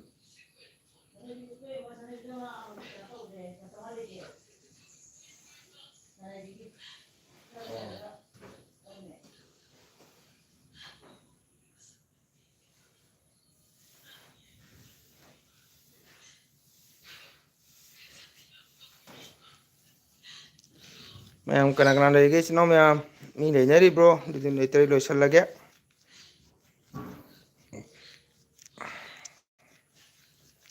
सपोर्टर सुजाउद्रे सपोर्ट सुजाउद्रे आमे सुजाउद्रे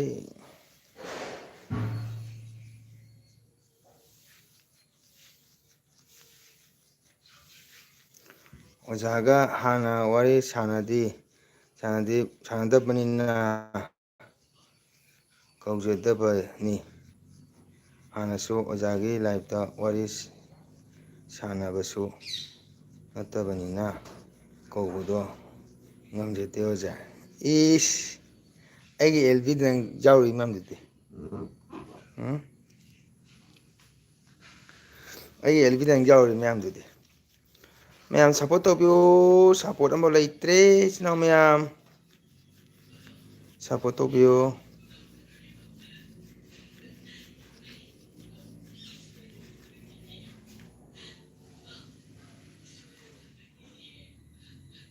किधर टपल था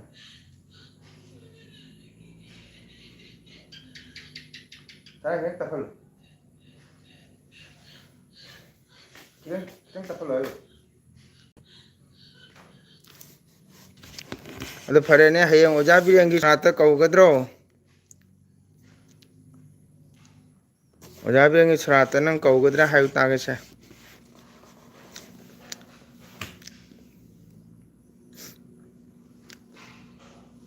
लाइफता लाइदो दी ओजा कुइद्री ना है लाइफता लापा कुइद्रसो एगी वीडियो री येंगमनी ना वीडियो येंगदी खांगेद्रा सो जामंगोने मैम सपोर्ट तो बियो सपोर्ट जाउद्रे अंबो लेत्रे मीसु लेत्रे अखोई ब्लू नाउ रे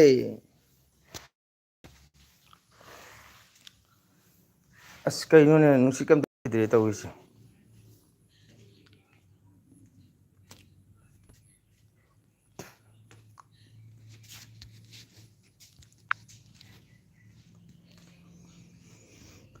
मैम जिउं से ओके लाइसंगे चाउबनी लाइसंगे चाउबनी को मंग कुइन तरा पाइमी अतै कुइन तरागा निथोय सोनेसिना वाला संग का सोइदना कौजरा केओजा होय होय होय असिगना लाई लेंशन थम्मी को तीन खाजंदना थोंग पालगा सिगा लाइसंग थम्मी सिगन लाई कोलिक 제가기 पुखरीनी मैम कुई पुखरी अखोई पोक्टिंग लेरम पुखरी से चाही चनी हेले हारी मैम इनाव थाजब्रे वास मैम होबने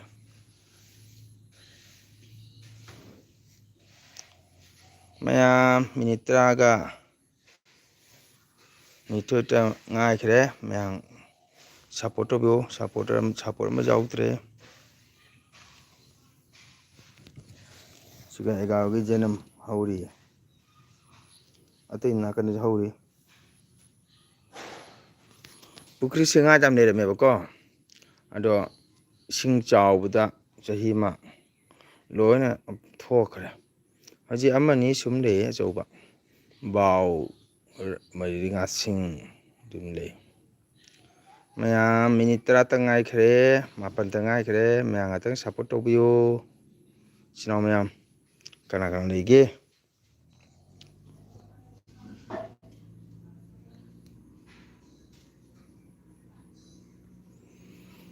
ꯅꯨꯡꯁꯤꯠ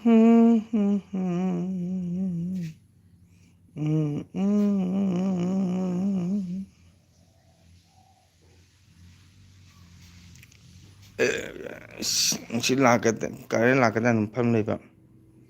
ꯃꯌꯥꯝ ꯁꯞꯄꯣꯔꯠ ꯇꯧꯕꯤꯌꯨ ꯏꯆꯤꯟꯅꯥꯎ ꯃꯌꯥꯝ ꯉꯥꯛꯇꯪ ꯑꯣꯖꯥ ꯕꯁꯟꯇ ꯊꯣꯛꯈ꯭ꯔꯦ ꯗꯗꯥ ꯇꯅꯨ ꯊꯣꯛꯈ꯭ꯔꯦ ꯆꯤꯇ꯭ꯔꯥ ꯊꯣꯛꯈ꯭ꯔꯦ ꯁꯦꯖꯤ ꯊꯣꯛꯈ꯭ꯔꯦ ꯀꯥꯕꯦꯔꯤ ꯁꯔꯃ ꯊꯣꯛꯈ꯭ꯔꯦ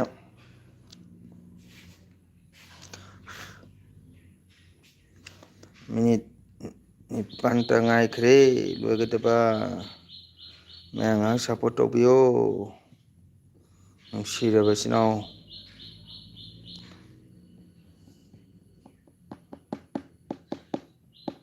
ꯕ꯭ꯔꯣ ꯅꯪ ꯍꯧꯖꯤꯛ ꯀꯩꯗꯧꯔꯤ ꯂꯥꯏꯔꯤꯛ ꯇꯝꯃꯤꯕ꯭ꯔꯣ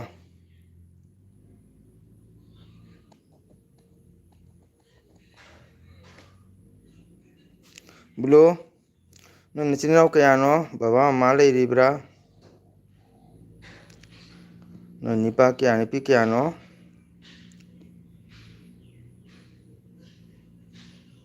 ꯄꯤꯌꯁꯅ ꯍꯥꯏ ꯊꯥꯒꯠꯆꯔꯤ ꯄꯤꯌꯁ ꯀꯗꯥꯏꯒꯤꯅꯣ ꯀहाँ से बोल रहे हो ꯕ꯭ꯂꯨ ꯏꯆꯤꯟ ꯏꯅꯥꯎ ꯀꯌꯥꯅꯣ ꯃꯃꯥ ꯕꯕꯥ ꯂꯩꯔꯤꯕ꯭ꯔꯥ ꯅꯪ ꯂꯥꯏꯔꯤꯛ ꯇꯝꯃꯤꯕ꯭ꯔꯥ ꯅꯠꯇ꯭ꯔꯒ ꯀꯔꯤ ꯍꯣꯠꯅꯔꯤ ꯉꯁꯥꯏꯗꯩ ꯋꯥꯔꯤ ꯁꯥꯟꯅꯔꯦ ꯍꯪꯗ꯭ꯔꯤ ꯏꯆꯤꯟ ꯏꯅꯥꯎ ꯀꯌꯥꯅꯣ ꯃꯃꯥ ꯕꯕꯥ ꯂꯩꯔꯤꯕꯁꯨ ꯍꯪꯍꯧꯗ꯭ꯔꯦ ꯃꯌꯥꯝ ꯉꯥꯛꯇꯪ ꯁꯞꯄꯣꯔꯠ ꯇꯧꯕꯤꯌꯨ ꯃꯤꯅꯤꯠ 8ꯇ ꯉꯥꯏꯈ꯭ꯔꯦ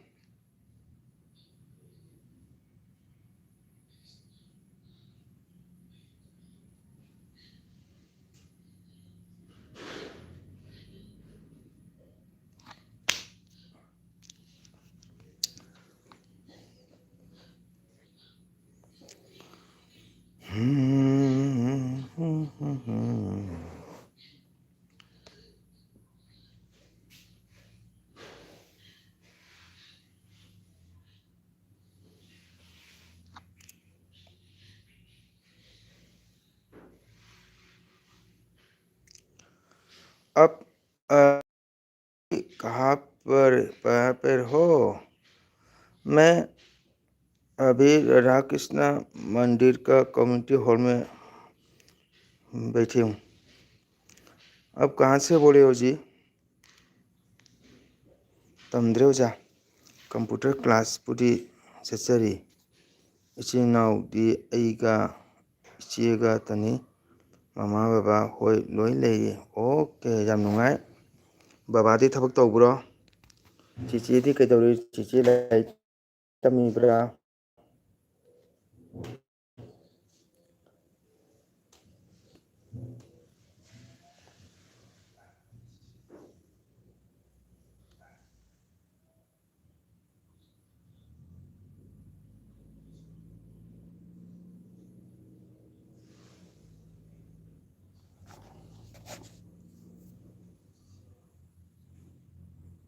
चिचे लाइक तमब्रा पापा कई थबक तौरी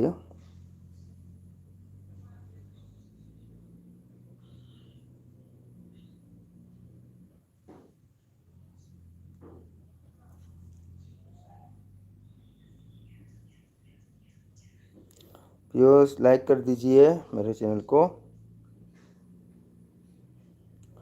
हाँ जी लंच हो गया मैं अब अभी बहुत गर्म है ना इसलिए थोड़ा बैठ कर टाइम पास कर रहा हूँ क्या करना है बहुत गर्म भी है बहुत गर्म है कारण भी नहीं है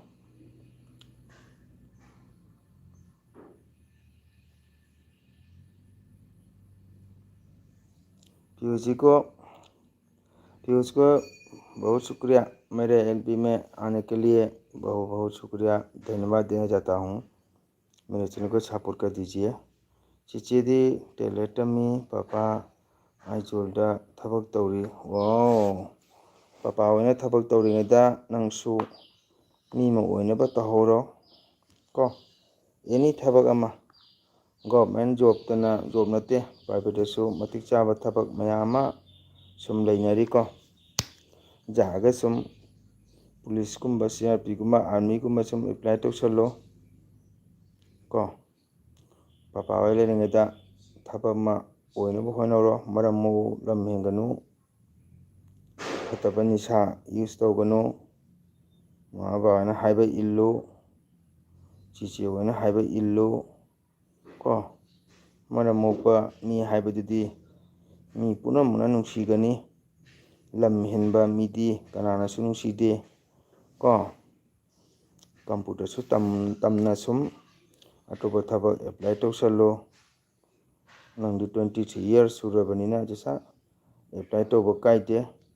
ꯄꯨꯂꯤꯁ ꯈꯪꯗꯦ ꯑꯥꯔꯃꯤ ꯈꯪꯗꯦ CRP ꯈꯪꯗꯦ ꯖꯁꯥ ꯑꯐꯪꯕ ꯑꯃ ꯊꯕꯛ ꯇꯧꯕꯗ ꯑꯆꯧꯕ ꯃꯆꯥ ꯈꯥꯛꯄ ꯌꯥꯗꯦꯀꯣ ꯖꯁꯥ ꯊꯕꯛ ꯑꯃ ꯁꯨꯕꯗ ꯄꯤꯛꯄ ꯈꯪꯗꯦ ꯆꯥꯎꯕ ꯈꯪꯗꯦ ꯃꯔꯝ ꯃꯣꯛꯑꯕꯗꯤ ꯃꯍꯥꯛꯁꯨ ꯁꯨꯝ ꯃꯤ ꯑꯣꯏꯒꯅꯤ ꯃꯤ ꯑꯃ ꯑꯣꯏꯔꯔꯣꯏꯅ ꯈꯟꯕ ꯇꯥꯔꯒꯗꯤꯀꯣ ꯑꯣꯐꯤꯁꯥꯔ ꯑꯣꯏꯔꯁꯨꯅꯦ ꯃꯍꯥꯛ ꯃꯤ ꯑꯣꯏꯕ ꯉꯝꯃꯣꯏ ꯑꯗꯨꯅ ꯀꯩꯁꯨ ꯂꯩꯇꯕ ꯔꯤꯛꯁꯣ ꯗ꯭ꯔꯥꯏꯚꯔ ꯑꯃꯅ मचा इंजीनियर डॉक्टर तमहली को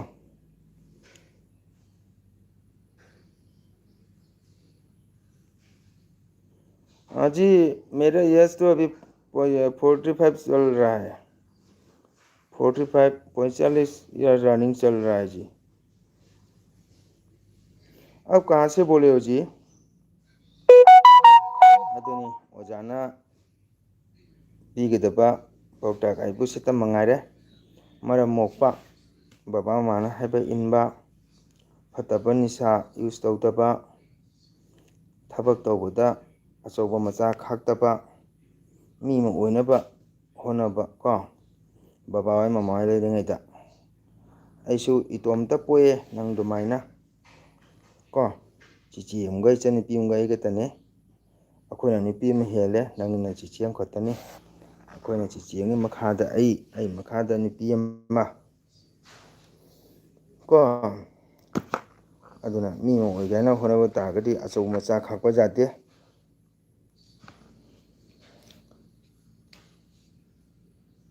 ꯃꯤꯅ ꯊꯕꯛ ꯑꯆꯧꯕ ꯇꯧꯔꯦ ꯍꯥꯏꯅ ꯑꯩꯁꯨ ꯑꯆꯧꯕ ꯇꯧꯒꯗꯕ ꯅꯠꯇꯦ